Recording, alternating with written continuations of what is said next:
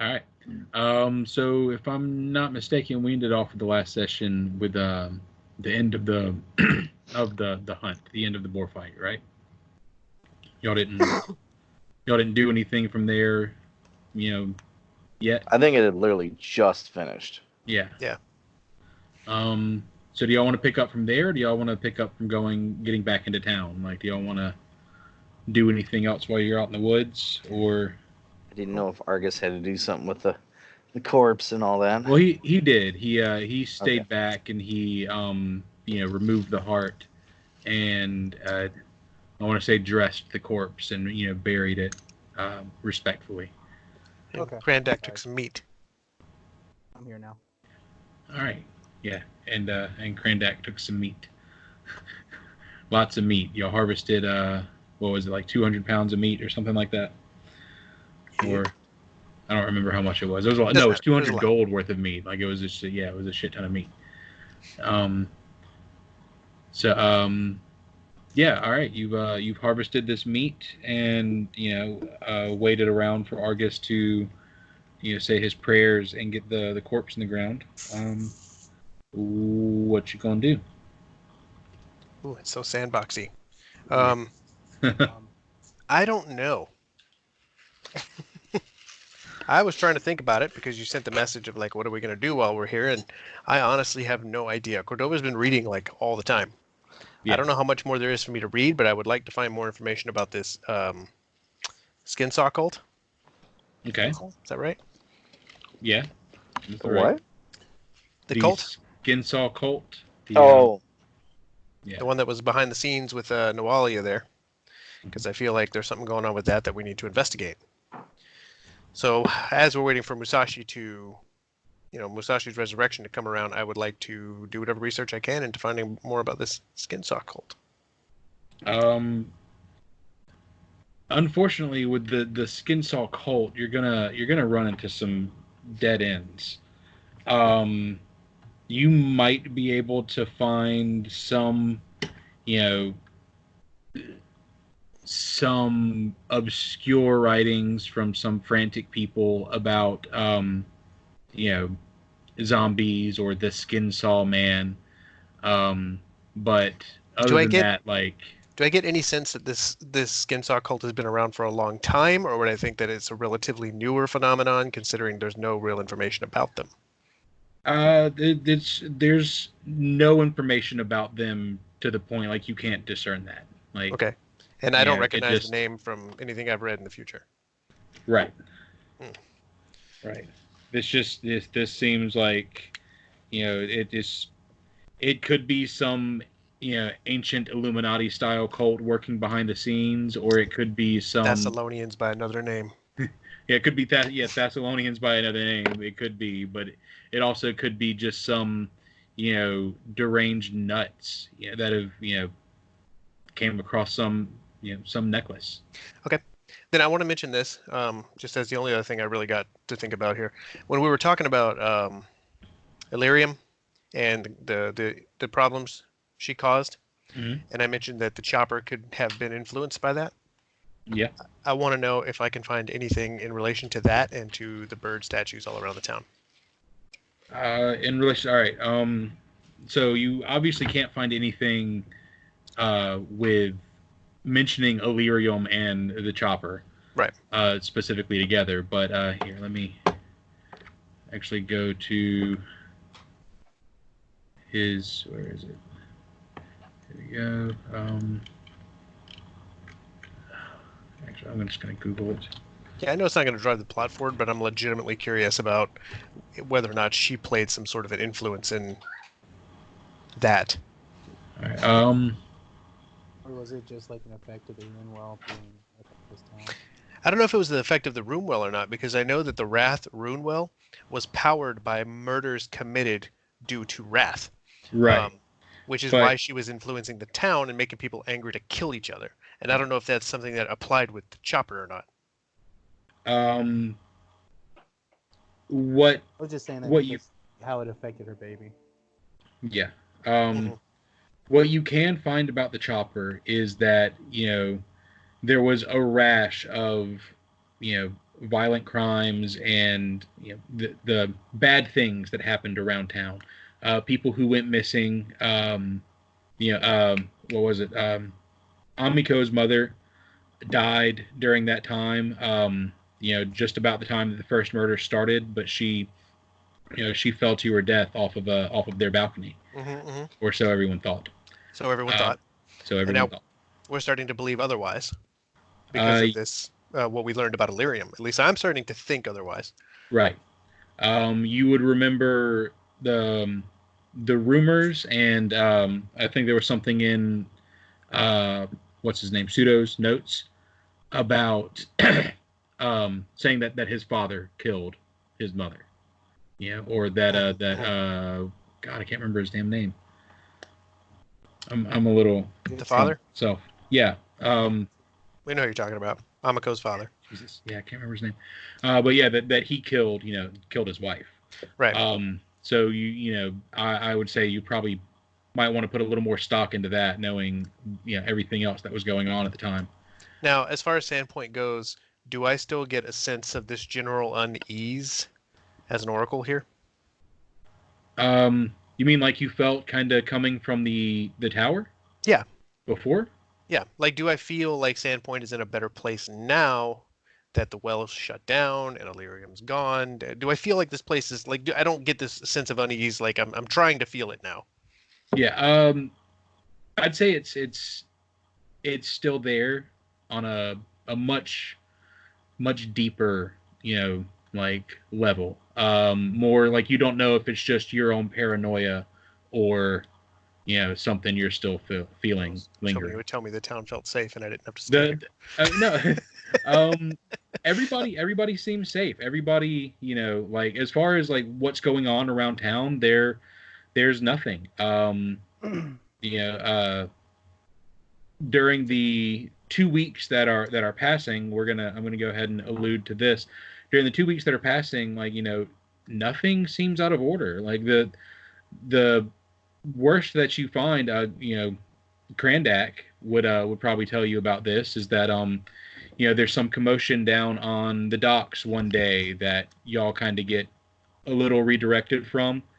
It seems like there might be a robbery or something on the docks, and Sheriff Hemlock just herds y'all off in the other direction that day, and that's about the only thing that seems amiss. Police business. You've done enough here. Yeah, police business. You guys are fine. Don't worry about this. It's just okay. Then I know I'm eating up all the time. Yeah. Metagaming. Have you prepared anything on the Chopper's Isle that I could visit? No. Okay. But I can by next week if that's what you would like. I am curious to see how this guy lived and what his mindset was, if that's a thing that's in the game. If not, then then I can go the other route and just be like, I'll let sleeping dogs lie here in Sandpoint and continue to focus on my mission. That is a thing that's in the game. In the back matter of the book, there's a specific thing of if y'all decide to visit Chopper's Isle, and I'll just have to study that. Since we have 2 weeks, I kind of want to do that. Yeah. Sorry I didn't say it sooner. I could have had you prep that, but that's okay. I mean, we got time. No, that's fine. All right. We turned the bandits in. Do what? How long has it been since we turned the bandits in? I'd say hours. Like, and realistic, like, right now you're standing in, still with the boar. It's hours. Is there any way that we could venture back out there and grab that stuff? Because that completely slipped our minds last time. Grab what stuff? The junk that they had. I don't know if we brought that back into town. Oh, I assumed that y'all strapped it up and brought it back, or at least sent the guards out there to retrieve it. Okay. Because that was part of your reward. Okay. Can we do the same thing with like the dead body and shit stuff? Dead body? Yeah. Yeah. Oh, yeah. Yeah. Yeah. They retrieved that body and buried it, and all of that. And we told him about the murder charges and stuff. Yes. Because I know we didn't do that last game. I mean, I know you didn't do that, but I'm assuming that y'all had that all like straightened out. Attack on murder charges and get her cared for.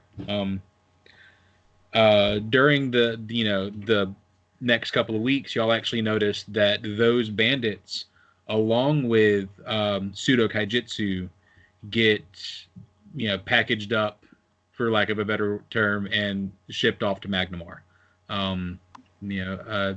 if you ask Sheriff Hemlock, he tells you that it's just, they're wanted for higher crimes and they need to be charged in Magnamar. And Pseudo, it's, they just figured it would be best to outsource that justice because, they're too involved. Pseudo, I understand. Now, the mercenary guy, what was his name? Oric. Oric. I thought it was Oric. I would ask the sheriff, like, are Oric's crimes definitive? Like, are we 100% certain that he killed someone? I mean, all the evidence points that direction. Yeah. Did we see it? Do we know that it was his blade that did the slaying? No. But did he claim innocence? Of course. That's why he's going to be tried. I'm interested in his trial.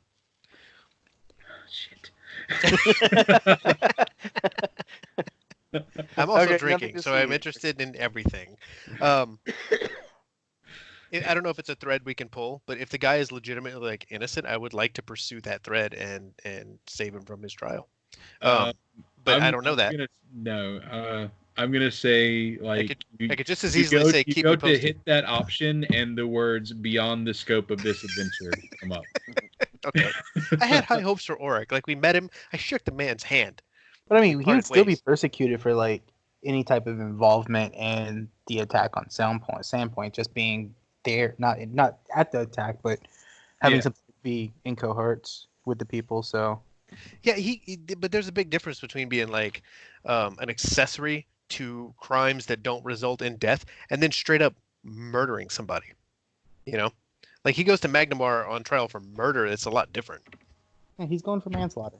He's good. All I'm saying is if the guy turned out innocent and was released, I wouldn't be disappointed. I'd like to know more about him.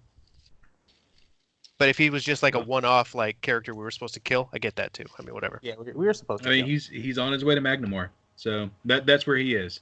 I'm Okay. not. Well, I'm not going to play out a trial because fuck that. But he's on his way to Magnamar. Well, Cordova is genuinely interested in what happens to that guy at the end. Okay. Later on, we're just going to get this pamphlet. So he was hung for murder. Oh, there you go. You're gonna have your kid selling newspapers on the side. Yeah. Well, can't save everybody. Bandits hung for murder. I just want to take my new pet and just kind of sneak away and train a little bit each day. Did you pick a name for your pet? We were all very curious. At least I was. Meat wagon. Meat wagon. I love it. That is pretty good. What was the pet again? That was the boar. The boar. Casey, did you pick a boar because it can charge? No. Oh, that was my theory. Any animal can charge. I mean, like a boar charge would be cooler than like a chicken charge, but okay. No. Yeah, no. It was kind of given to me. I'm sure he's gonna be min-maxed either way. All right, so what else? I gave him the option of this, and I had that story idea, and he decided to run with it. To be fair, I did give you the option to say no and go with anything else you wanted multiple times. Did I say anything? No. I just Also, want to be clear. From I don't my want anybody to perspective- think that I'm like But muscling in on your characters. It was brought into me this way. We need the extra experience, so I planned it this way. So if you could just take the boar for it and be a team player, That's not at all what I said. That's not even like not even remotely close to what I said. Well, I think the boar is less game breaking than a dinosaur, because dinosaur is really hard for me to picture in a medieval fantasy setting. But I get it. Yeah.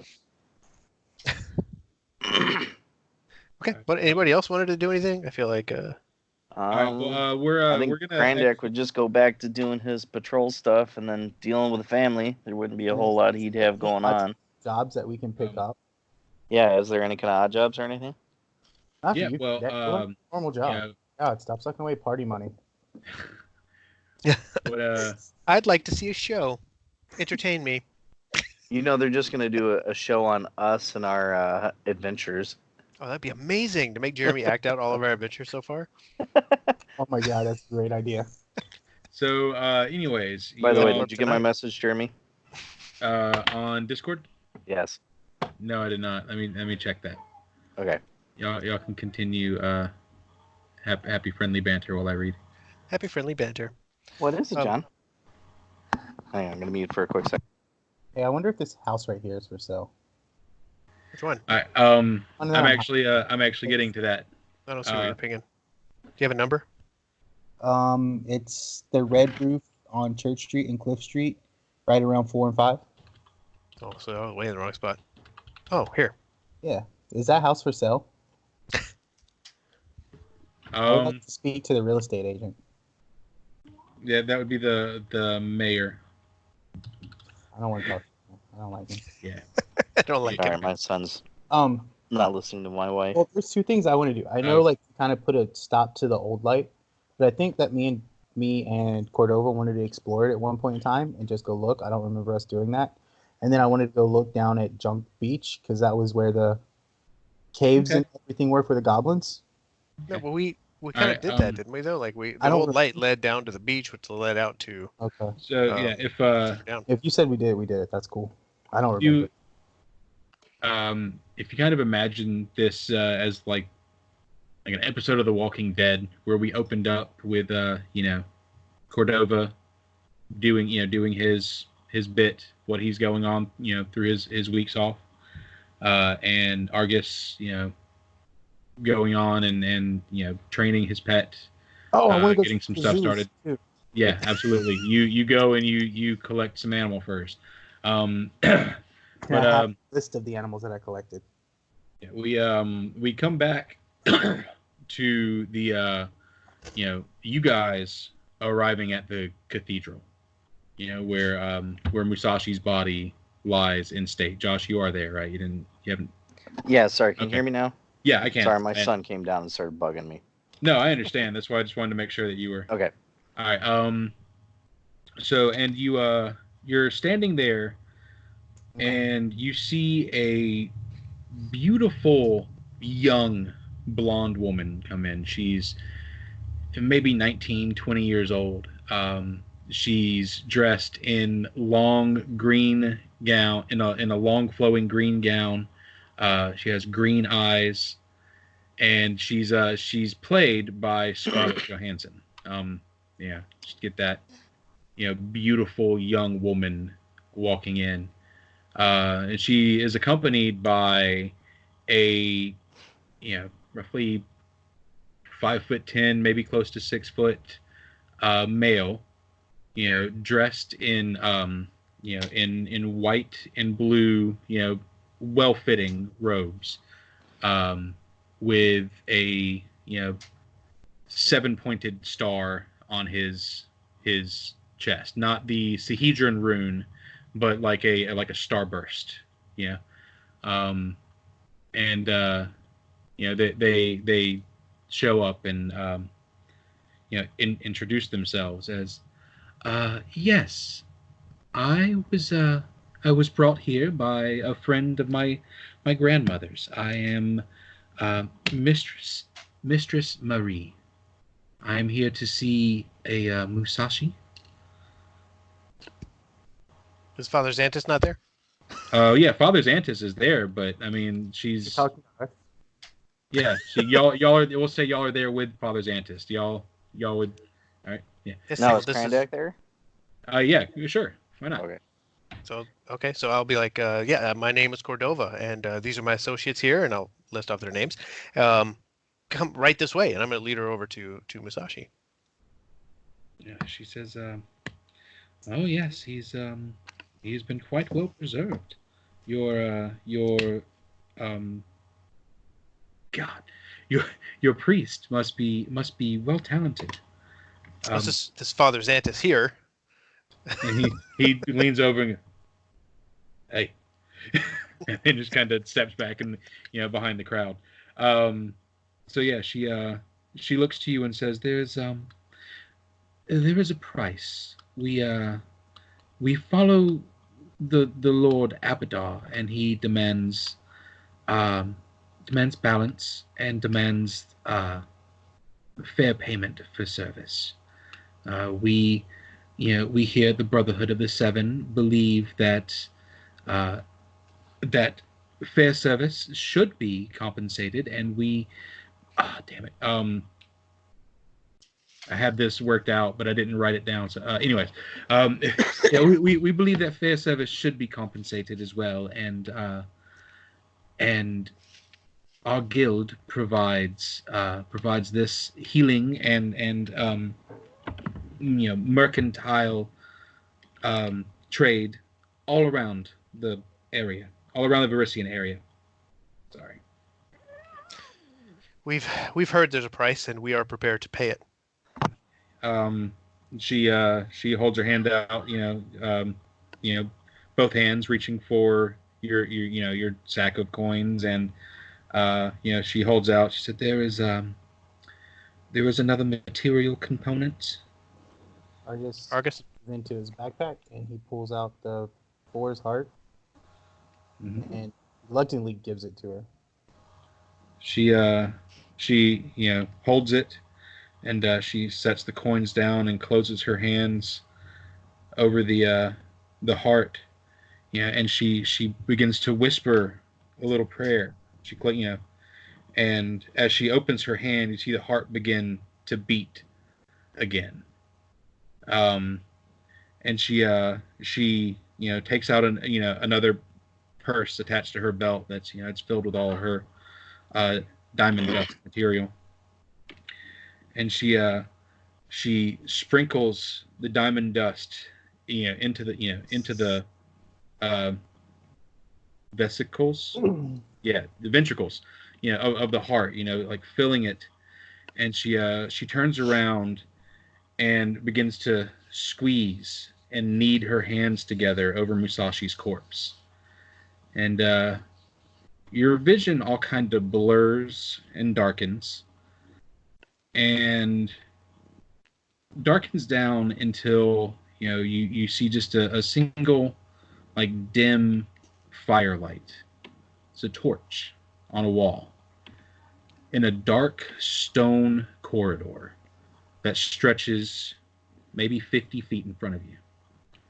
Musashi slides slowly in through the shadows, clad in tight-fitting black hide and a mask bearing the visage of a twisted demon. Keeping the stone to his back and sliding his bare feet along the hard floor, Musashi reaches the end of the hall where he is greeted by a solid stone wall. He silently reaches out, pushes on a loose brick, and slides the wall open. He steps through into a dark room lit only by the moonlight streaming through the many windows. The room is opulent. Rich tapestries hang from every wall. Gold and gems can be seen twinkling like stars in the moonlight. Musashi slips past the riches and approaches the bed with two sleeping bodies. A crown rests on one corner of the bedposts. He raises his sword carefully, and with a swift, deadly slice, he brings it down on the sleeping male figure. The man lets out only a gurgle as his wife wakes up, covered in blood, and begins to scream, "Help! Help! The king has been murdered!" But Musashi, effortlessly, with an upward swing of his sword, ends the woman's yelling with a single slice. The large wooden door of the room, the large wooden door into the room bursts into splinters and light comes pouring in. A huge human man, about 6'9", dressed in plate armor, stands transfixed in the doorway. "What have you done?" he sobs, drawing a great sword from his waist. "Master Shu sends his regards," Musashi says with a smile, and the two charge at each other. The large knight raises his sword above his head, ready to bring it down with a crushing blow, but Musashi, unencumbered by armor, carefully sidesteps and brings his own sword up to meet the giant man's throat. And blink, and now we see Musashi again. Face pale, dripping in sweat, fully decked out in red and black enameled scale mail. He breaks into a run, rushing towards his fallen friend's side. Arrows pierce him in multiple places as he runs the length of the room, and a foreboding goblin chief rises up on a dangerous lizard, coming back down with a sword in both hands. Musashi moves quickly to react, but he's a beat slow. Musashi feels the cold, hard metal crunch through his finely enameled armor and bone. He tries to tighten his muscles and move. It's too late. He falls to his knees. Musashi's body lie on the floor. Musashi's body lying on the floor in front of him. The goblin stands out in front. A laughing goblin stands out in front of him. Musashi's friends come rushing in and silently and drag his corpse away in shame. All the while, Musashi stands there still, witnessing the aftermath of his death in helpless silence.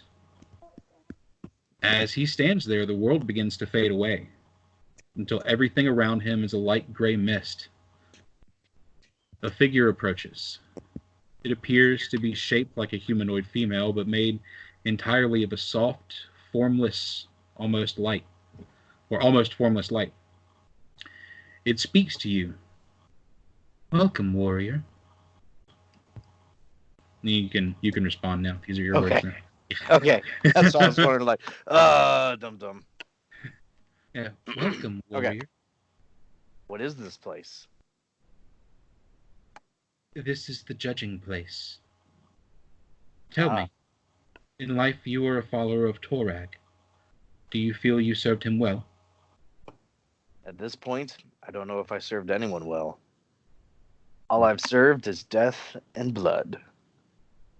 Yes. I have seen you. You've done many things. Many of them very bad. But some of them good as well. Especially towards the end. Hang on a second.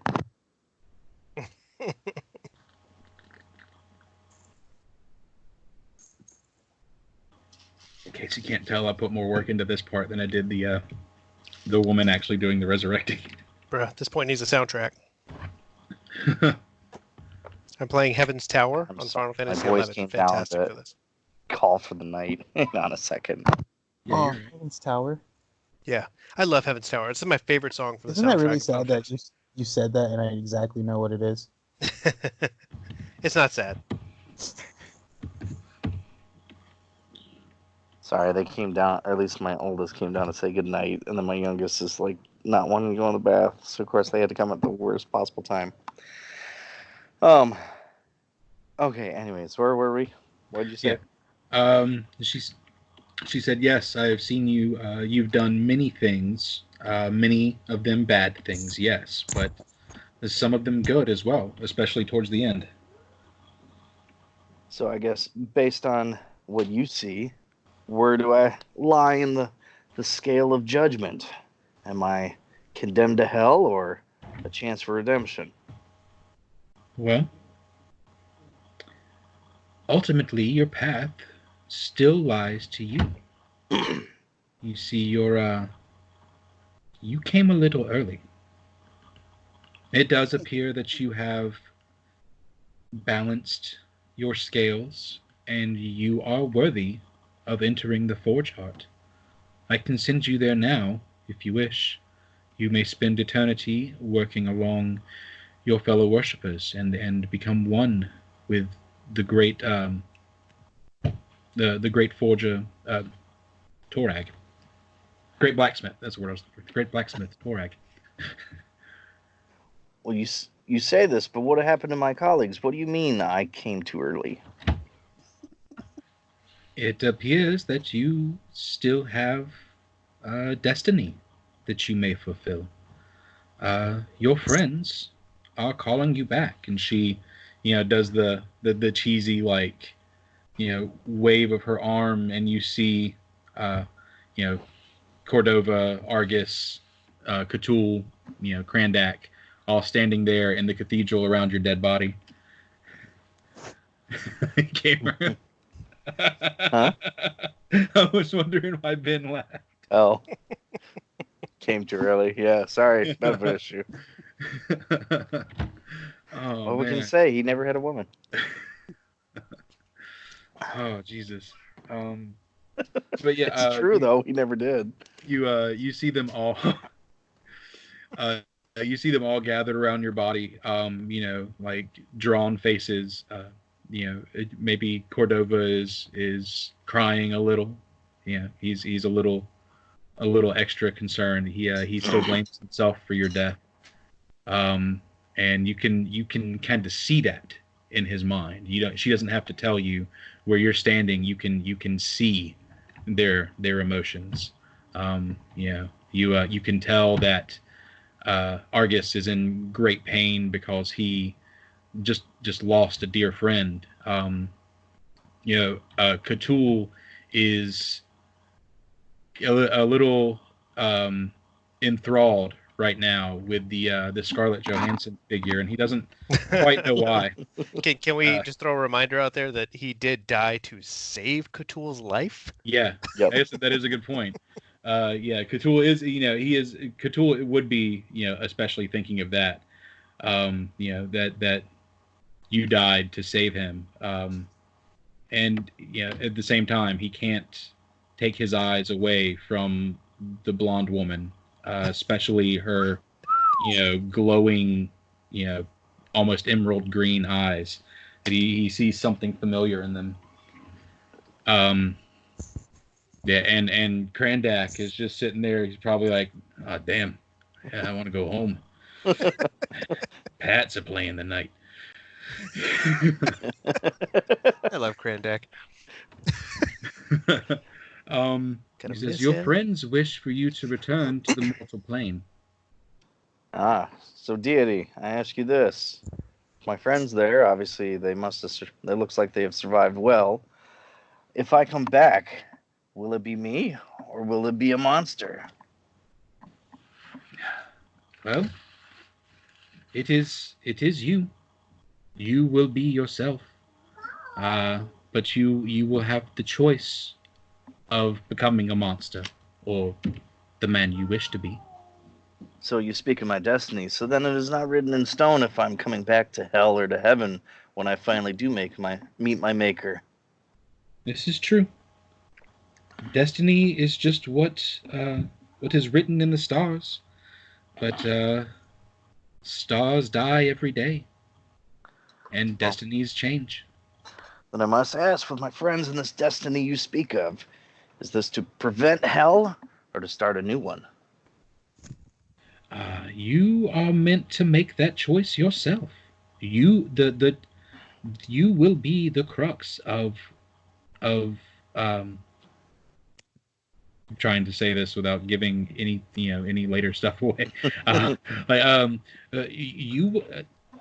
Human destiny will come down to a decision that you must make. You may be the hero of mankind, or you may doom us all. Quite a load to carry. Uh-oh. I gotta see what Argus is typing. Doom. So be it. The devil has arisen. Anyways, I had a thought. I lost the thought. So deity, will I remember any of this at all? Of course. This is all in your mind. You will come back with all of your experiences. For the better or the worst? Yes. Well, I would say, considering we speak of destiny and plenty of death, it sounds like my friends will need me more than they imagine. So, I will choose to return. Hopefully, I won't be back soon. We hope as well. Safe travels, adventurer. And the forge awaits you when you do return. Oh, I do have a question. Oh, shit. Yeah. Just as I'm fading away. Hurry! If I do come back and things go well, will I ever meet her again? Inaudible. The girl from my backstory. I actually do like that. I do like inaudible. But yeah. she says, if she is here for you to meet, then you will see her in your time. Doodaloo, doodaloo, doodaloo. Yeah. All right. So yeah, you all of a sudden your eyes, snap open back there on the cold marble slab, still wrapped in your armor, still sticky with blood, Have you even significantly cleaned him up? weaker. God, he suck. Sorry, what? Significantly weaker. In fact, at the moment, you carry 2 negative levels, so you are level 1. You wake up, and it takes you a second, to kind of gather your strength, and you sit up, and that's when everyone, really realizes, that you've come back. And immediately she takes a potion from her belt and shoves it in your face and says, "Drink." Then I'll just grab it and drink it just because it's there. Yeah. You guzzle it, and you feel a little bit of your strength return. You feel as if maybe you are 66% of your normal strength, as in you're level 2. She takes away one of your negative levels. I'll stop for a second. I'll just be looking downward at my hands, like moving in and out, just seeing if they're there and checking in. And then, without looking at anyone or looking up, did the damn cat survive? Cthulhu? Cthulhu just puts his ears back and just walks up. I guess I would assume that he's like in the back and just pushes through just to show that he's there, but doesn't say anything. I'll just kind of look around and I'll see him and be like, well, at least it wasn't for nothing. Then just kind of lay back down. I need a nap now. I imagine the blacksmith sticking his head in there and being like, "Hey, Musashi, those back kids to are work?" bothering us again. Can you come to work?" At that point, I'll lean up and say, "Yeah, tell them hell came back for them." Laying back down. So yeah, I'll have him just kind of sit up and. Cordova's gonna reach for your hand and help you stand up.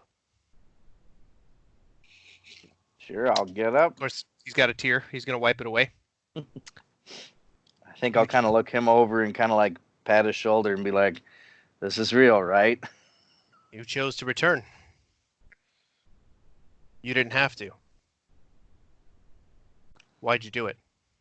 Well, as you know, I'm not one to be super religious because of all the things I've done and seen, but apparently, being with you all tipped the scales where I didn't go to hell, but also I didn't go to the beyond.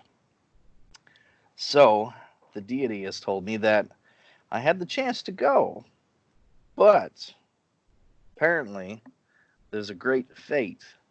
Either there's going to be a lot of death and destruction everywhere, or things will get better. And unfortunately, it looks like you guys needed me. Well, he's choking back a tear. He's like, "You got to promise to uphold." Slaps you in the shoulder and turns around.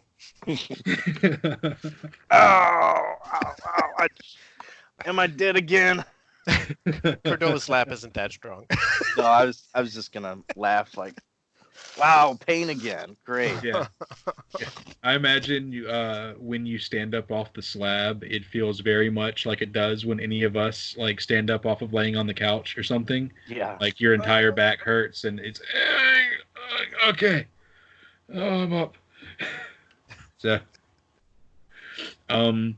she stops you and she tells you, "Now it is very important."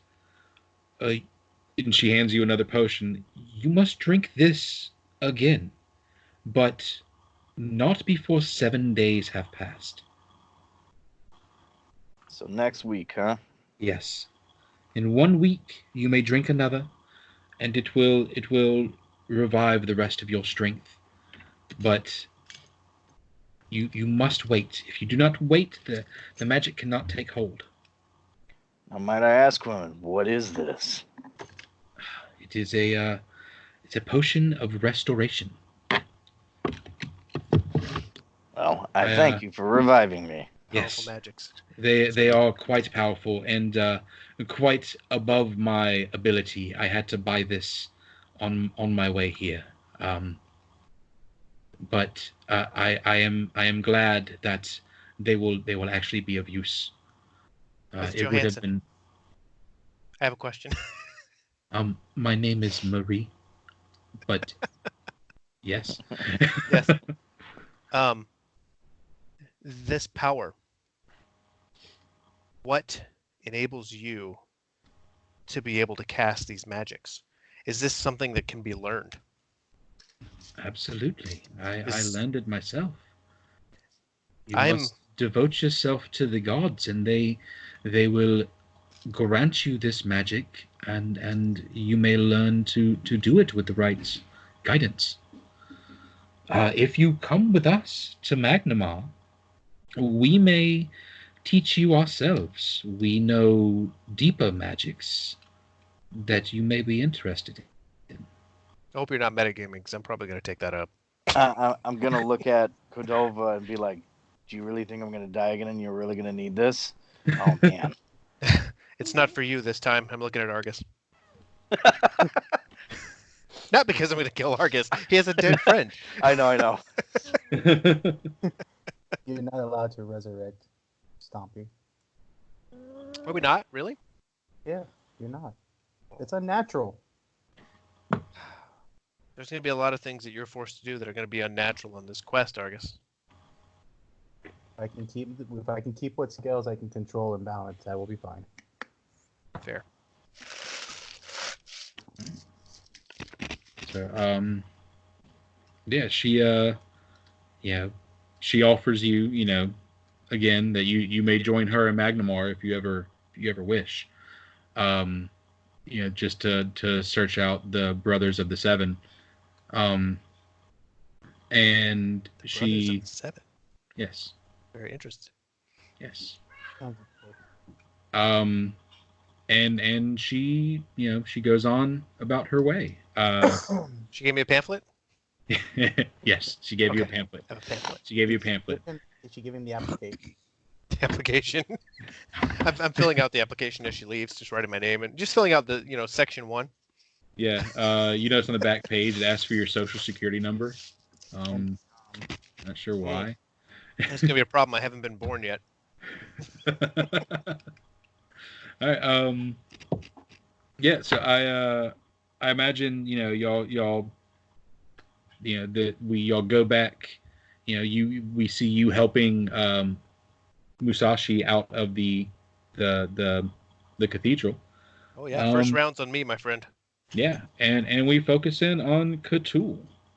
Cthulhu, what would you be doing in your time? Who would you talk to any of your fellow PCs and try to force out their backstory, or let out your own, or Someone talk about themselves, damn it. yeah. I think so. We're on the way to the bar right now. Yeah. Okay. While we're walking, I'm guessing that usually our order in walking, like it just happens to be this way, is Cordova's up there, and then it would pander to Argus, and then Musashi, and then myself. But I'm gonna just kind of hurry or get in step with Musashi and just give him a little pat and just say thank you. And then walk ahead of him and be the first one to the bar and go up, order drinks, and take it to the table, which is something that Cthulhu just usually doesn't do. He's usually the one that just sits down and waits for someone to bring him something. And he's gonna, when we all sit down, he's just gonna ask, so what was it like to Musashi? And I'm guessing that everybody really wants to know how his experience was, dying and coming back. Oh, that question is going to draw me in for sure. Well, it's gonna cost you a pint. Then Cthulhu, like with the back of his paw, just like, obviously it's in front of him, but he just like flies it a little closer and like looks at him. I think you're drinking for free all night, friend. I'll just have Musashi just pound it down and then just slam it on the desk and just. Aren't we always drinking for free? Yeah. I don't know. Hey. Jeremy tracks the money. You guys did deliver all that meat, so maybe they got a little of it back. Yeah. Well, yeah. They Yeah, did have you deliver guys the delivered meat, the so meat? they're. Grandak? I Is believe y'all Grandak did. there? No, I imagine Krandak went home. Okay. He Does finally Grandak got some leave time us to with go the see flaming his Nodachi? kids. No, he took that. No, he gave it back to Musashi. So I've been keeping it warm for you. Yeah. Well, Nice. thank you so, and just grab it and hold on to it while he's talking. And yeah, he starts to like walk off and lead Stumpy away. Stumpy away. The horse? Yeah, your horse. He's All taking right, your I'm gonna horse. take my horses now. That's Wait a minute. Wait. That was part of the deal. Where's my horse? yeah. So of course, yeah, Stumpy he would start to lead him away, and Stumpy, like kicks up and breaks away from him and runs back to you and like nuzzles you. And so yeah, but yeah, that's the story of Krandak. Good to see you still alive, girl. All right. So we're drinking. Yeah, We're he's drinking. Drinking with Um, Cthulhu. He asked you about what's it like being dead. Well, it's very odd to say the least. So, first thing I know is just the gut wrenching pain of being, stabbed, I think, in the throat. I don't even remember at this point, just kind of happened so fast. And then everything just kind of went cold and faded. And then the next thing I know, I saw all of you running for your lives and trying to get the hell out of there after everything went down with that damn goblin. And then kind of faded and floated around and watched everything that had been happening to you guys for at least a short bit, but then it just went gray. And then this deity showed up, or at least I think it was. She started talking about welcoming me to either going on to the what was it, the halls of, what do they call it again? The Halls of Torag, the Forge Heart. Yeah, the Forge Heart. Fortunately, not being religious, didn't really know what she was talking about, but it sounded like some kind of a good place. But then at the same time, she mentioned that I didn't go to hell because of everything we'd been doing together. So thankfully, because of all the good deeds, I didn't end up, I guess, burning for all eternity, which I appreciate, guys. But eventually she started talking about that I had a choice to go back, and that kind of surprised me because I figured I was done for. Still trying to figure out what was going on at the time. Well, then she showed me all you guys. And it was almost like I was in the room, seeing all you guys hovering over my body. That bewildered me to no end, especially, seeing myself laying there, dead. But then she said there was a chance to come back. And then I asked her, well, I thought I was dead. Well, she said that apparently there was some great destiny that I was involved with. So I tried to poke and prod her for information, but basically she said either there was going to be doom or, better things had happened. But she just said it was in the stars, and she wouldn't give me any other information. Well, I figured seeing all you guys, crying your eyes out and all that. Another beer. I had a feeling that you guys probably will need me more, and just the look of those ladies' eyes, it made it seem like something really, really bad was coming. Especially since when she looked over at you guys and looked back at me, she said I came too early. So I don't know how much longer I'm actually supposed to be here and what does me in. So I asked you guys, what the hell happened while I was gone? Killed a couple things, couple fights. No big deal. No big deal. No big deal. Took out the Walia. We took out Weird. Nawalia. We killed everything that moved. Killed everything Mephistophore. Well, that's definitely in my Yeah. my Yeah. favor. We'll sit here and drink and drink and drink and fill him in on all of those details. Then I won't remember it in the morning. And no one will. Illyrium, and I'm going to get into some conspiracy theory about the chopper, Yeah, to the chopper. the Malfeshnikor. I tell him he's lucky to avoid the realms of Lamashtu. A lot of things. A lot of things happening here. But overall, Amiko, we yell out to Amiko, it's not every day somebody returns from the dead. We need more drinks. I'm sure Amiko is looking at me and like, Access Yeah. to Amiko. Yeah, Amiko is, Amiko. ecstatic that you're back, and so she, she's supplying y'all with as much as y'all want to drink. But yeah, like you said, y'all do, y'all have a lifetime of free drinks and free room and board at her inn for what y'all have done for her. I'm pretty sure she told y'all that at one point. mm-hmm. So yeah, y'all, we kind of, fuzzy fade out on the night as y'all clink and tip your glasses. When we come back in the next morning, we do see Cthulhu, get up and head out into the town, and he wakes up and goes out early to get his exercise in, start to move around and explore the town. Sees one of the blue butterflies from the Swallowtail Festival. They're still lingering around town. He pins his ears back and starts to chase after it, swatting at it, missing it a few times, but still just chasing and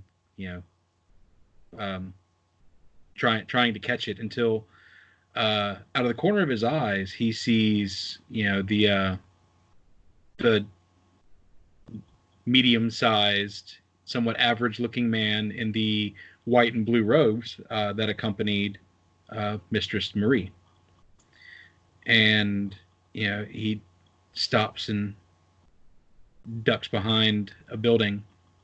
What do you choose to do? This man is walking through town down towards the docks. Okay. The docks are where some mischief was going down, where we were shooed away. Yes. How far behind this guy am I?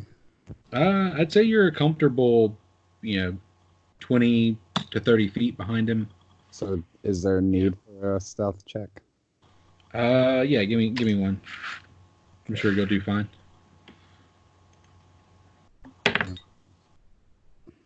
He did poorly. If that helps. Metagaming. Sorry.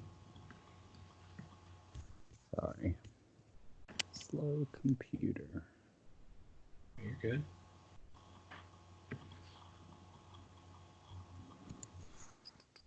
I'm gonna take off this stuff. I don't know who was just doing that, but now it's in my head and I hate you. Not at all what I was doing. But I'm glad that's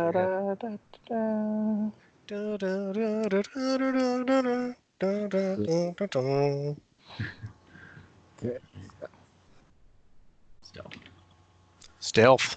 One of these days. One of these Do you want me to do it? Yeah. Yeah. Oh, his name is spelled wrong on the character sheet. That's funny.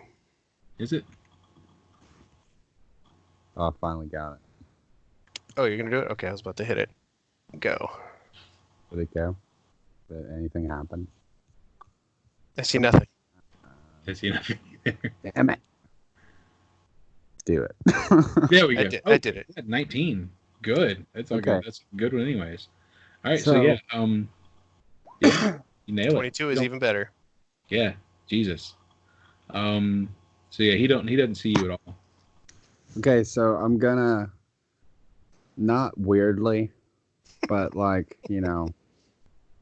shadow this guy like Assassin's Creed, where I'm guessing there might be some type of crowd or some type of like stragglers in the alleys or whatever passageway he's going through.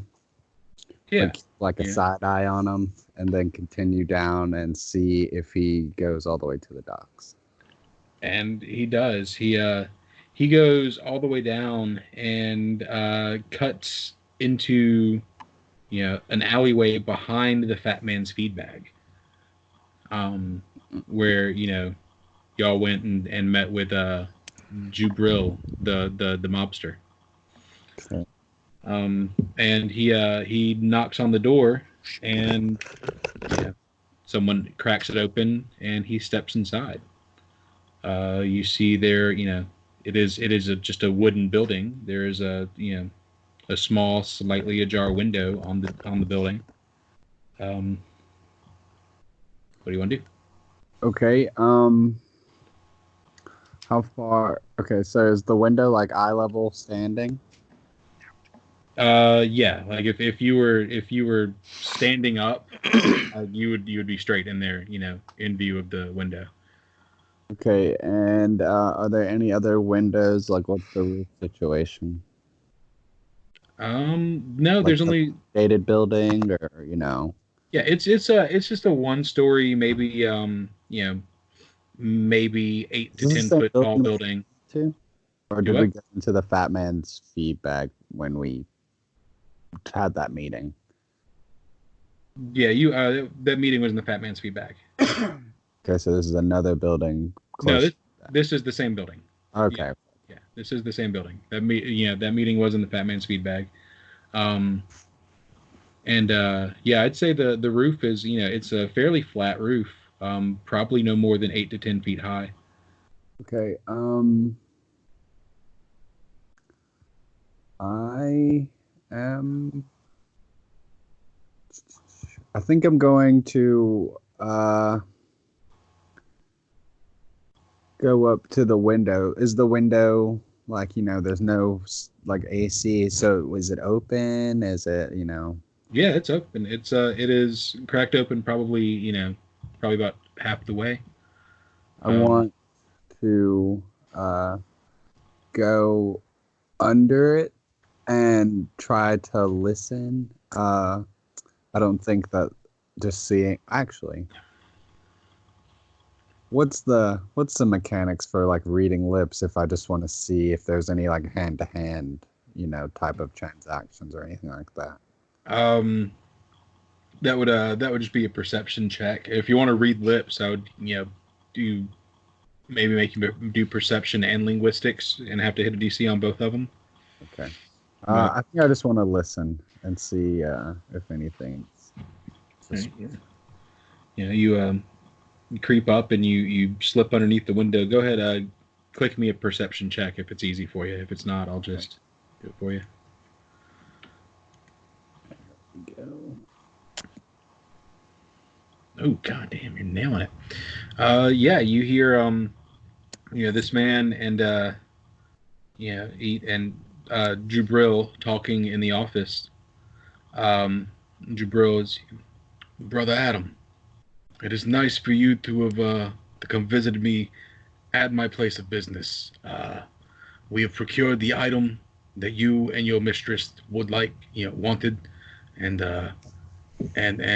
I'm ready to give it to you free of charge. And you hear, yes,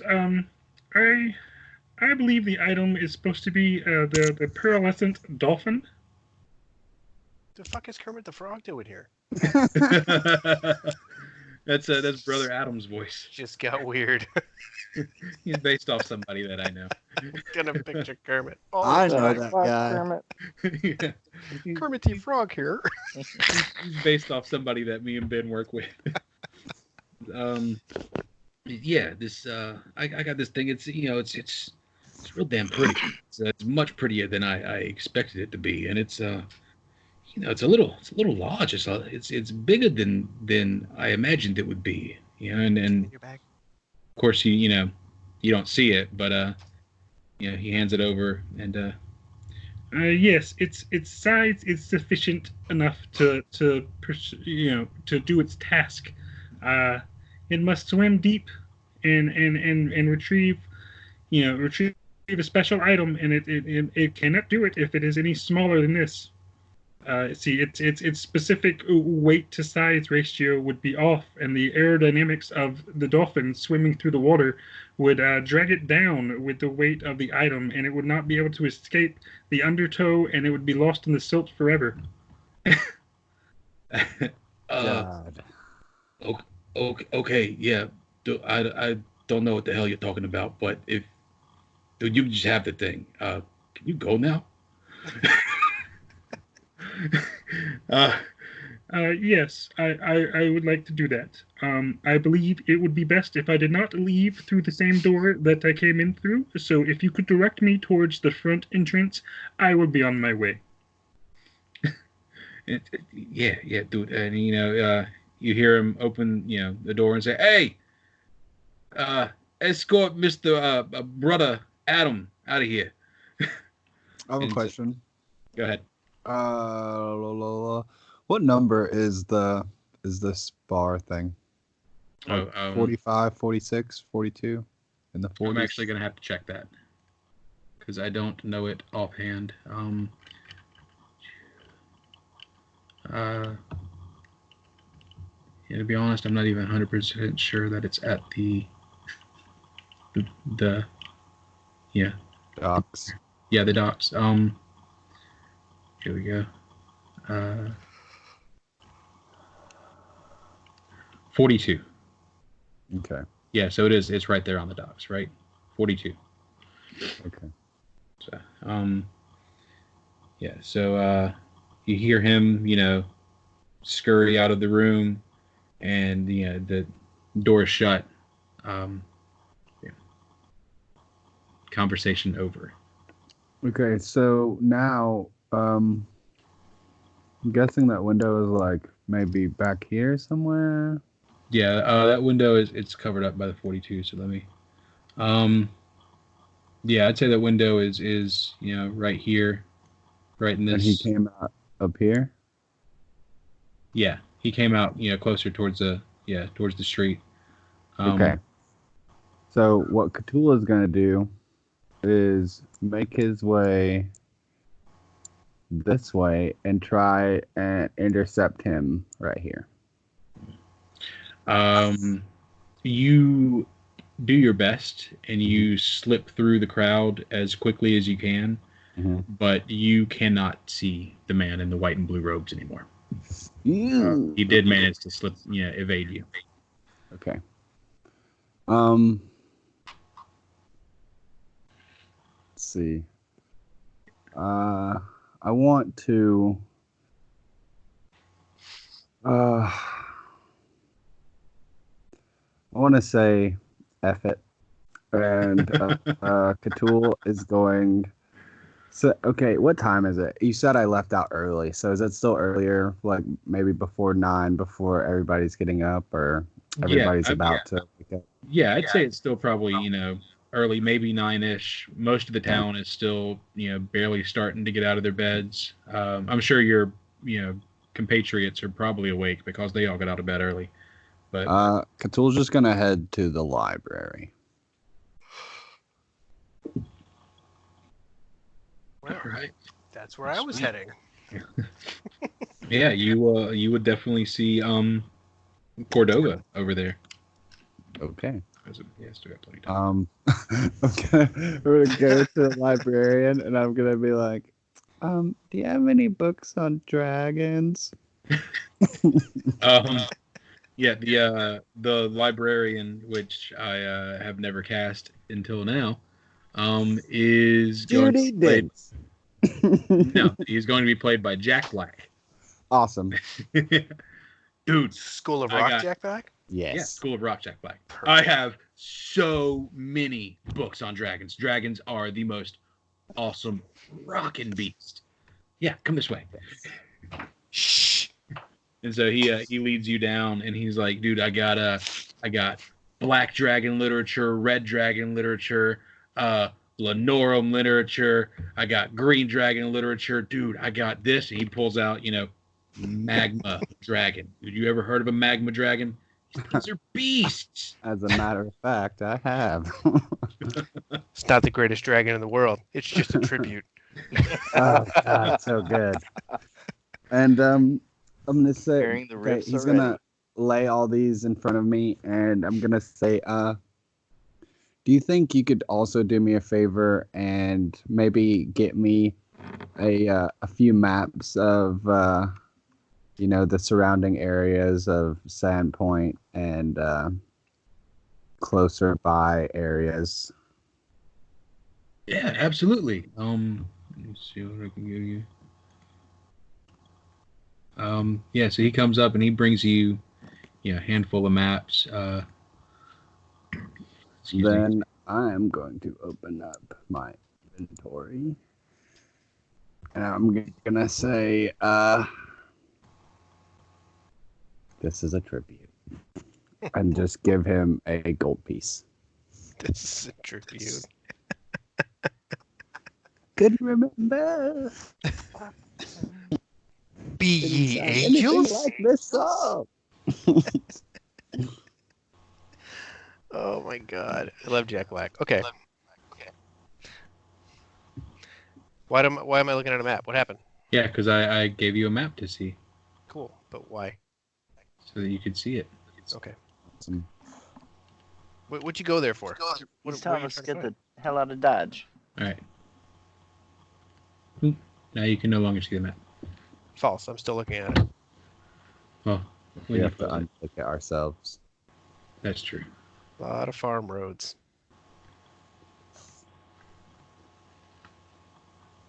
Yep. Farmlands. These are the Sandpoint hinterlands.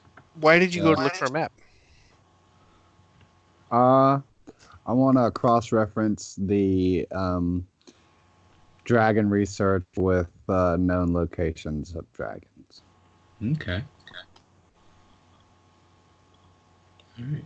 Just a hobby Cthulhu has picked up. All right. Yeah. I would say, just for funsies, you're researching dragons. You put a lot of work into that, and I'm going to go ahead and add it. You're going to get a +2 knowledge dragons, because why the hell not? Woo-woo. I'm gonna let it be known that if I do bump into Cordova here, I'm not gonna let it be known that, this is something that's serious to Cthulhu. It's just like, oh, I just like looking at the pictures. Should we roll a stealth versus perception to see if I notice you in the library? Yes. Please do. All right. Sneaking around. Yeah. Yeah. Oh, you're gonna get lucky. Perception 13. Come on, open up, please. Roll it. Look at me, James. Don't shit the bed. Don't shit the bed. Cthulhu scurries, to find a little hiding place in the library. The library. Did you get the stealth? Is it on there? I don't see it. No, I didn't roll it. Jeremy has to. Oh, I have to roll it. Okay. Cthulhu. I want to see how this goes. Stealth. It's blank. Oh, 25. 25. I want to walk. Oh, I am in the library. invisible. I want to walk over to the reception desk and, hey, Mr. Black? Yeah. Do you guys have a library cat? I smell something. How dare you? He looks at you and says, I will have you know. Yes.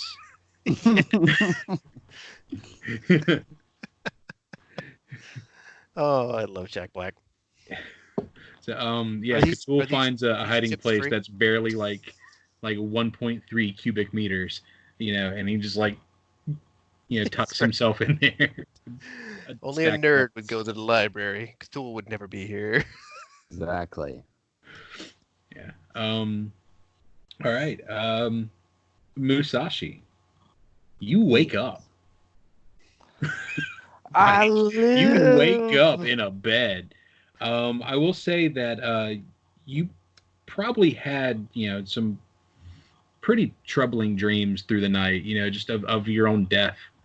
Uh, and you're gonna wake up a little tired.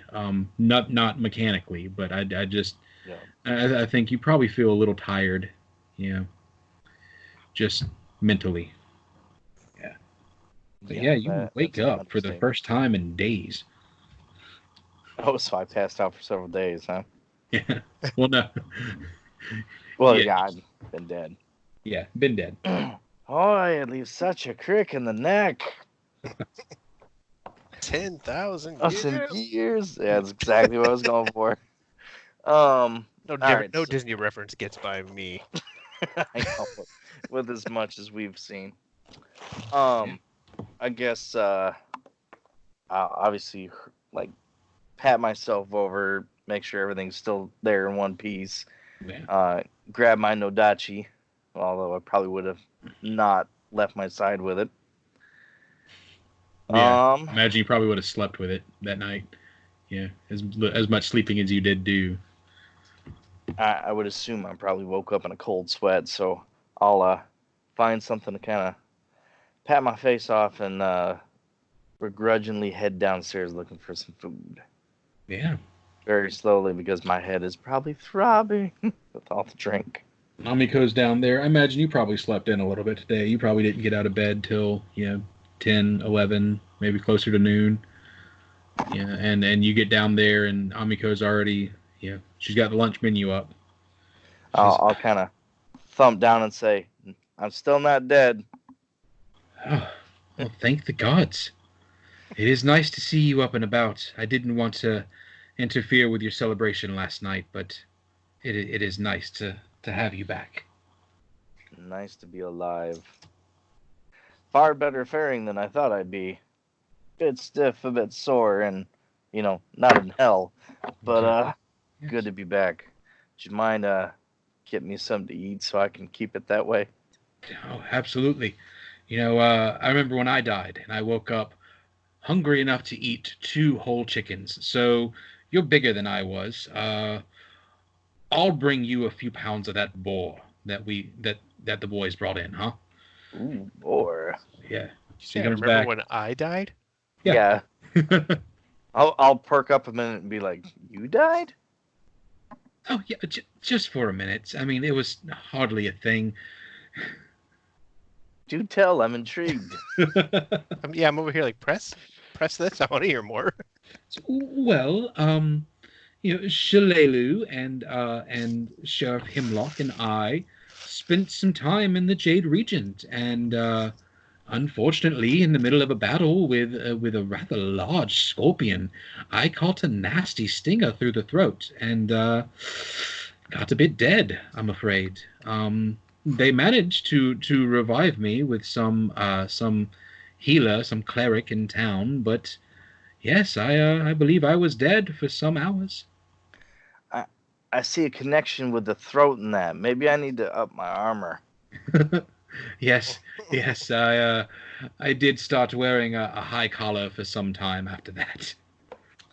Oh, I guess cheers to the undead. She is, and she clinks your glass and chugs the full pint faster than you would have thought possible for a person her size. Yeah. Looks can be deceiving. All Trying to think of where else to go and do because no, I know what I can do unless other people are up for stuff. No, I mean this is your time for a minute. All right. I'll wolf down the food and this and that. Hey, question for you. Who all else knows I'm alive again? Well, I guess it would just be those of us who saw you last night. We were rather slow last night, so rather few patrons. So word hasn't gotten around then, huh? No, I believe not. I hate to say it, but I feel like having a little bit of fun in my announcement. Oh, yes, if I can be of any help, please let me know. I always enjoy being part of some mischief. Well, most of the people that I would want to know I'm alive, hence the group. But I still need to go talk to my blacksmith boss, who I never came into work for. But I might have a little fun with him. Yes, I would love to prank Das Kovat. Can I borrow maybe just a tad bit of that boar blood? Yes. Well, they harvested the meat, so there's not a lot of blood, but I do have tons of bloody looking water that drained off of it, and she brings you a bucket full of that. Just grab a little dabble, put a little bit on my neck, let it drip down a bit. Now I just got to go upstairs and go grab the other bits of my armor. I'll be back. So if I remember correctly, part of my original armor that I had a bit of a face mask, if I remember correctly, since it was more like traditional Japanese armor. So I'll put on the full everything on that. Drizzle a little bit of blood around my neck, and make me look a bit more disheveled and beat up. And then I'll just trot back downstairs, and then sing. So how do I look? Terrifying. Well, if anyone comes screaming and said the undead's alive, just tell them to calm down, and it's a bit of a joke. Yes, I believe I should prepare a few pint glasses for our inevitable rush from people needing a drink after finding out you're alive. I'm trying to remember. I can't remember if I had a cloak or not. I don't have the inventory page yet. You have a cloak of resistance.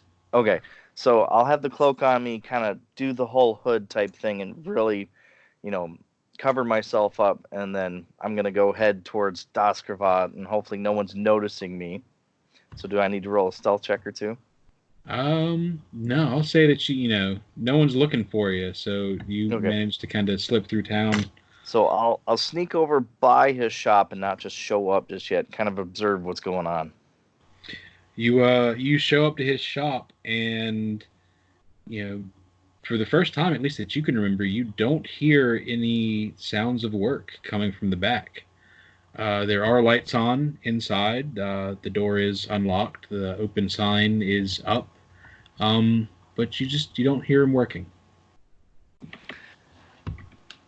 All right. So what my guy's going to do, because I'm going to assume he's in there, going to whip out my flaming Nodachi, and I'll have I had all the blood in that. I'll have a little bit dribbled on the blade, and then I'm going to have it dragging behind me slightly, and I'm going to start slowly stomping and shuffling side to side, and I'll pull the hood down and slowly walk into his shop.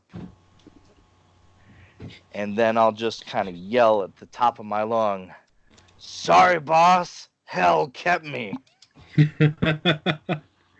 Yeah, you see, as you walk in, you see just for a moment, Das Korvat, with his head in his hand, just looking down at the desk, waiting, for people to come in, and the first thing that happens is the two dogs jump up and they start to jump towards you, but then they yelp and run backwards and leave the room, and Das stands up, "Hey, you little, oh shit!" And he immediately soils himself. You hear a long wet fart as oh God, Musashi, oh, I'm so sorry, I never meant that, I'm so sorry.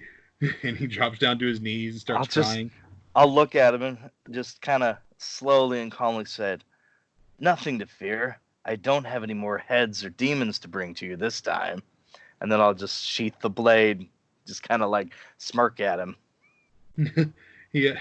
Like, he still stays down there for a second, and after you sheath the blade, like, he he looks up, like tears streaming down his face, like his eyes all wide, and he's like,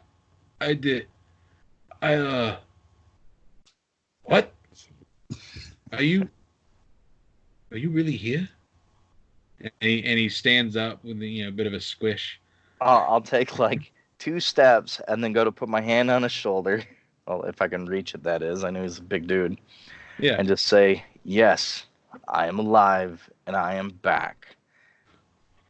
No worse for the wear. He starts crying again, and he wraps his arms around you. Oh, Musashi, I missed you so much. I'm so sorry that happened to you, and I just wanted you to know that you have a job here for as long as you need a job, and you don't ever have to leave town again if you don't want to. And I can pay you more if you want to stay here and you want to live here, and you can just work for me. Well, calm down.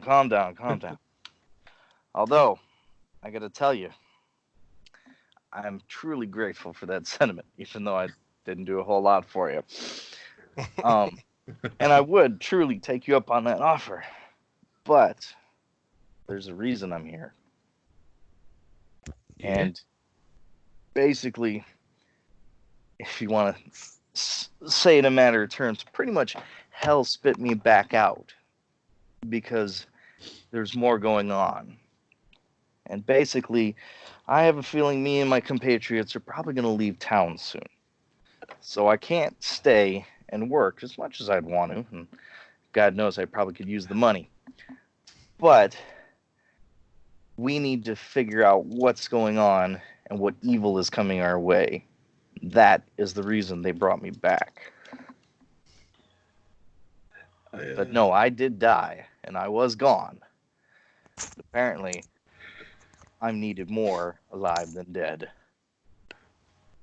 Well, I can definitely agree with that, but just as long as you are in town, you can stay working here and just come in and work the counter every day and just be here with me. I'll keep teaching you how to work your armor. All right. I might need some days to relax and do so because I'm still disoriented and quite weak from everything going on. And I guess you was dead for a while. Yeah. You might want a few days off. Well, I need something to clear my mind, considering the horrors I've seen and done. You go, something. I got drugs, and drugs will clear your mind. Yeah, he's over here like, do you know Argus? I was gonna say, have you been talking to Argus again? Oh yeah, that guy, he's great. I paid him 15 gold the other day just for some of this, and he picks up a bag of herb. He's like, you see, this is this is some really good stuff. He showed me how to pack it into this pipe, and it makes all your cares melt away. I might need some of that later. Yeah. But so he's got some dank herb. But I wanted to see you first. You're one of the few people that know I'm alive. Unfortunately, my compatriots were the first to know because they're the ones that resurrected me. And unfortunately, the other people at the bar that just happened to see me that night. But to show I was grateful, you are the first to know. Dude, that is a great honor. It really is. And I am so happy that you are back. If you ever need anything, please don't hesitate to come by. The girls, they missed you. And I don't know where the hell they went to. You scared them real bad. They might be gone. I might need to go find my dogs. But yeah, that could be a bit of a problem. But while I was gone, is there any word in town of odd happenings going on or anything rumbling? Because I hear my compatriots took out a lot of bad people. They absolutely did. I mean, the town feels safer than ever.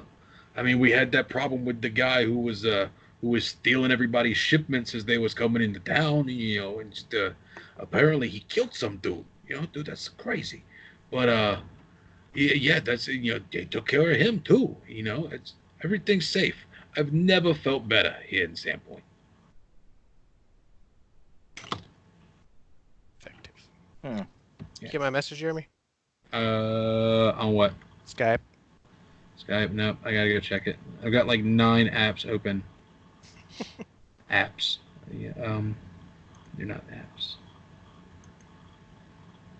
Tabs. All right. Tabs, boomer. All right. Um, But yeah, that's all I okay. really got for that. Yeah. That's all. All right. So yeah, I'd say like, y'all have all, you've had your what you do while time passes. You know, um, Musashi, you do, take your second potion and it brings you up to full power. Um, and just to get everybody on an even ish playing field. Um, you're really close to going to level 4 anyways. So we're gonna say that over the next 2 weeks, you train with Krandak and get that remaining 300 experience you need to go up to level 4. You'll be staggered behind everybody else a little bit. Like, pretty much everybody will hit at least 1 or 2 sessions ahead of you. But, Mhm. you'll be level 4 with them right now. So you can work on that throughout the week. But, yeah, time passes. And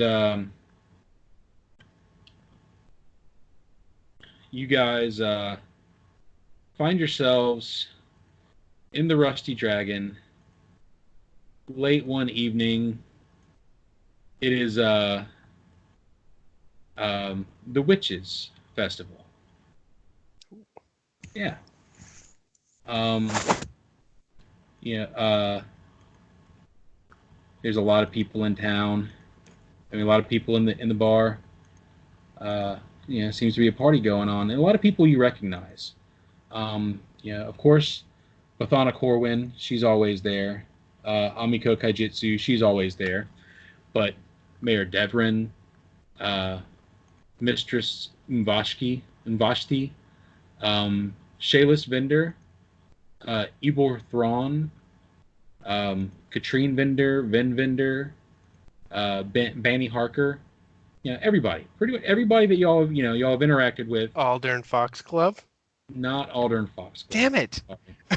Bring him back. Not Aldern Foxglove. He is not Shayless there. is too young to be in the Red Dragon, and you're not going to bring back Aldern? No. Das Corvat is there, and everybody's celebrating. It is this Witches Festival is, it's one of their big adult party nights of the year. It's their version of Halloween in the first place. So this is when all the adults, there's grown teenagers in town, get together and want to hang out. My thing didn't just cut out, did it? Nope. Okay. Nope, you're back. All right. But yeah, so everybody in town wants to hang out anyways and have a good party night. But it's especially special. Musashi just came back from the dead. And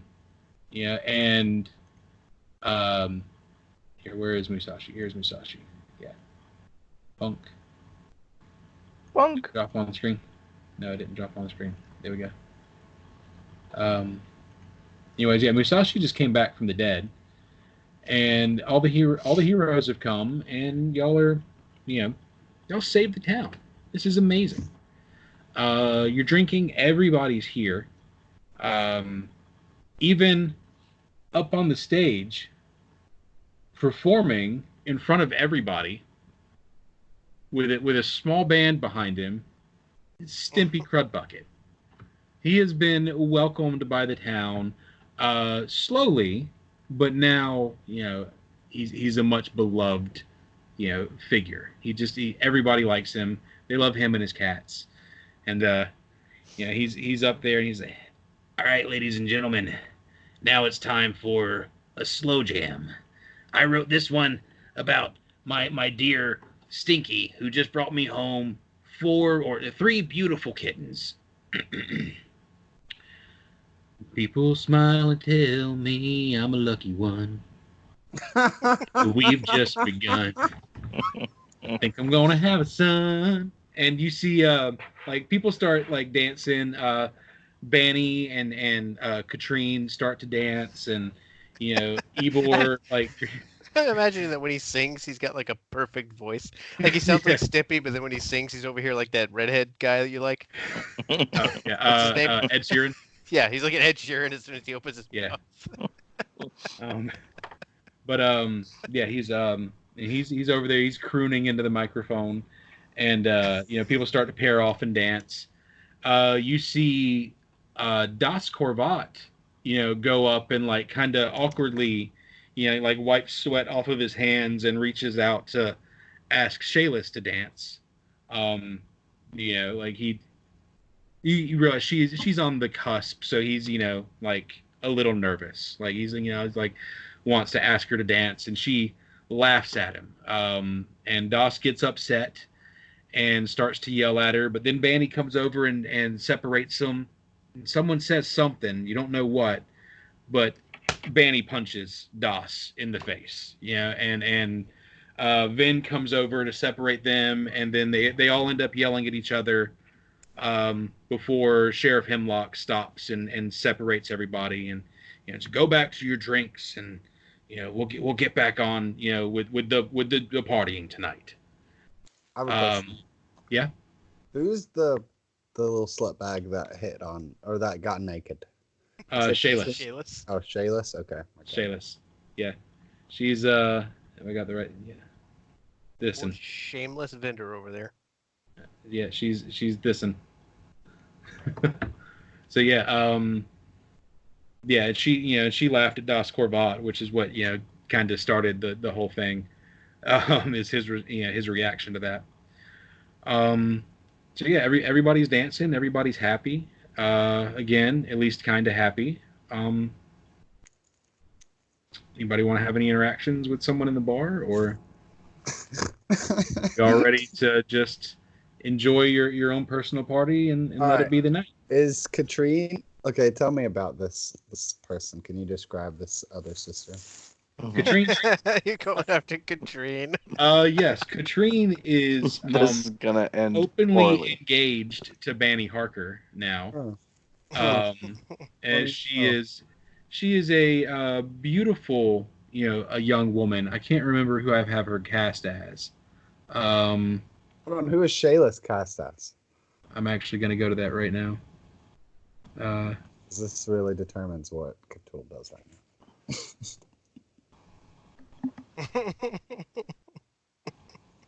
Cast. All right. Katrine Vender is played by Anne Hathaway. Oh God. Okay. God. And Catwoman. yeah, and Shaylis Vender is played by Natalie Dormer. Oh, even. Oh God.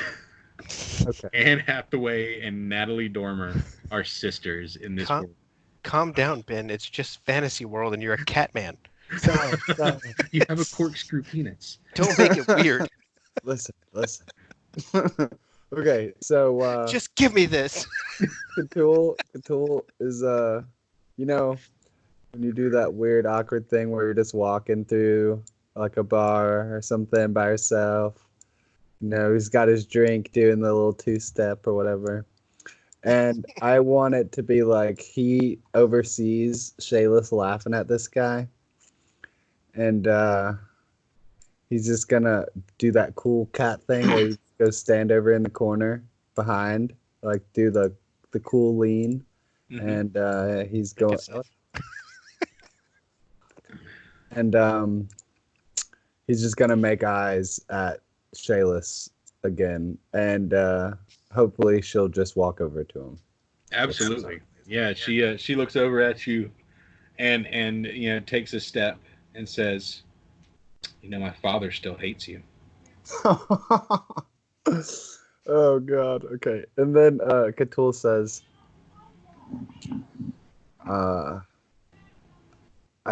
I would hate the man, or I would hate the person who supposedly almost deflowered my daughter as well. And he takes another step closer to her. She says, that ship has sailed, honey. And she takes a drink and grabs you by the hand and says, you want to leave? And she sticks her finger in your butthole. Oh my god. Well, he's a cat, so it's always on display. To be fair. Oh god. Okay. What's going Cthulhu, on right now? All the fun. well, like, he's got a. When you think about it, like, if you've seen any type of like Skyrim, it's like basically a Khajiit. So he has like a big meaty cap, and so like wrapped it around the back of her neck, and looks at her like dead ass in the eyes, like with his big ass like glowing green emerald eyes, and says, "This isn't a path you want to go down," and gives her like one of those weird, like, you know, when a cat like rubs their face up against you. It's like one of those, but it's like, imagine a cat nose that's like the size of a Great Dane's nose, basically. Does that to her, and then just walk. Proceeds to just walk away. Well, she she doesn't like being walked away from, and so she stomps off, and she grabs Ibor, Banny's partner, and kisses him. That starts off another argument between Vin and Ibor, and you just kind of walk away from the explosion. And then, okay, while this is happening, obviously Cthulhu sees that, and he's gonna take one claw, like index finger claw, and just like claw this table that he walks past. And then he started drama. That's all I wanted to do. All right. It starts with drama. That's funny. Yeah. All right. Yeah. Anybody else? Anybody want to interact with? I have stuff I could say here, but I gotta go. Okay. All right. So we're gonna move on, and the morning comes, and let's see if I can get everybody. Morning comes, and y'all all wake up to. Oh, that's why it didn't work. Amiko coming and knocking on your doors. It's roughly 7 a.m. Yeah, early. And she comes in and wakes everybody up, except for Cthulhu, who she finds outside in the little horse stable. This one right here beside Stumpy, asleep. And when you wake up, she doesn't notice this, but when you wake up, you have blood under your claws. Oh shit. Yeah. What? What? Yeah. See you next week. Y'all go inside. Y'all go inside, and you go inside, and there's everybody with sitting down with Sheriff Hemlock. You stick your hands into your pockets of your cloak, and you come up and join everybody. And Sheriff, listen, guys, I hate to involve you in this, but there's been a murder in town. Oh God. And I need your help. Oh God. And now we'll see you next week. Damn. What have you been doing? Damn it, Cthulhu. Cat scratch fever. He was really drunk, and he saw something that moved very quickly, so he's like, gotta get it. Shh, I'm just glad we got Musashi back. He's the best investigator of us all. Oh, yeah, that's right. Yeah, Musashi will be probably important for this little part. Cool. I'm going to kill the recording, and I'll see you guys next week. All right, yeah. See you. Later.